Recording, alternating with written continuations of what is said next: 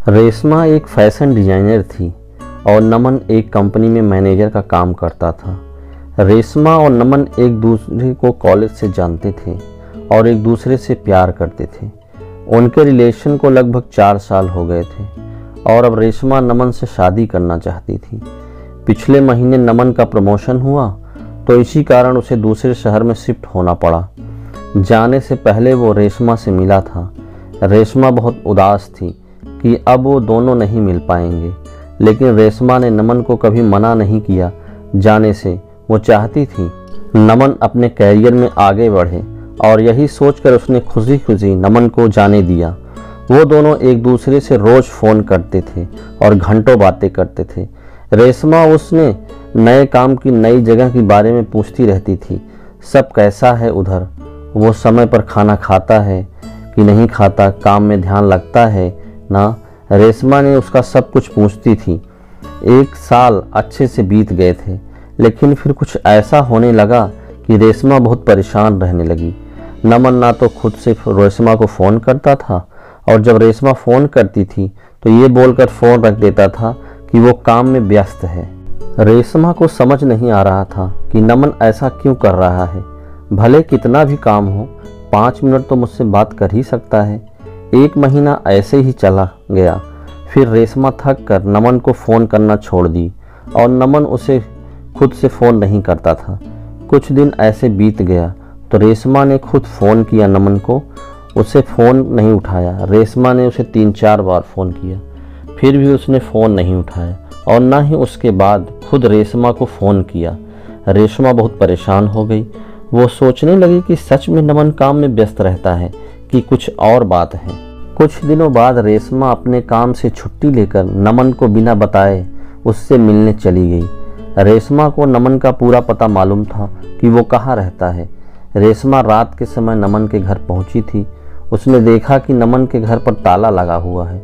उसने नमन को फ़ोन किया, लेकिन हमेशा की तरह नमन ने रेशमा का फ़ोन नहीं उठाया।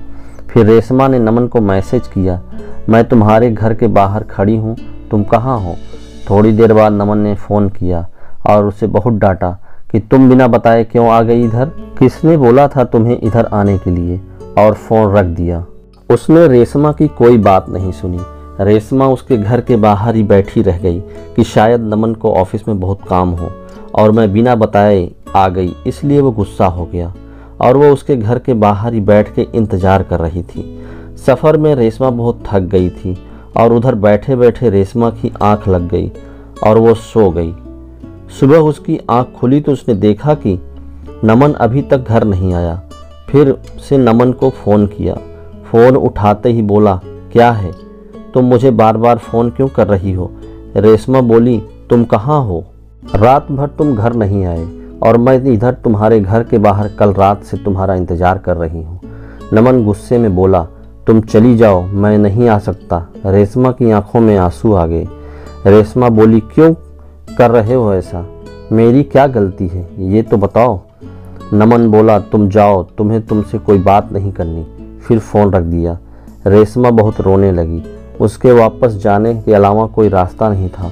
वो अनजान शहर में नमन को कैसे और कहाँ ढूंढती। फिर उसने सोचा कि नमन के पड़ोसियों से एक बार पूछ ले कि नमन यहीं रहता है कि नहीं, कहीं और शिफ्ट हो गया है। पहले नहीं बताया था, ठीक है, लेकिन अब जब मैं यहाँ आ गई हूँ फिर भी उसने कुछ नहीं बताया और ना ही मिलने आया। वो वहाँ से अपने घर लौट गई। वो बहुत बेचैन हो रही थी, नमन ऐसा क्यों कर रहा है। वो नमन को फ़ोन और मैसेज करती थी, लेकिन वो ना तो फ़ोन उठाता था और ना ही मैसेज का रिप्लाई करता था। कुछ 10 दिनों बाद नमन का फ़ोन आया। रेशमा अपने ऑफिस में थी। उसने तुरंत फ़ोन उठाया और ऑफिस से बाहर निकलती बात करने के लिए। वो पूछने लगी कि नमन, तुम्हें क्या हो गया है, तुम मेरे साथ ऐसा क्यों कर रहे हो, मुझसे कोई गलती हुई है तो मुझे बताओ, लेकिन मुझे ऐसे इग्नोर नहीं करो, मुझसे बात करो। उधर से नमन बोला, अब प्लीज़ तुम मुझे भूल जाओ, मैं किसी और से प्यार करता हूँ और उससे शादी करने वाला हूँ और पिछले 1 महीने से उसके साथ ही रहता हूँ, इसलिए तुम मुझसे मिलने नहीं आया। उस दिन हो सके तो मुझे माफ़ कर देना, मैं अपना फ़ोन नंबर भी बदल रहा हूँ। इतना बोलकर नमन ने फ़ोन रख दिया।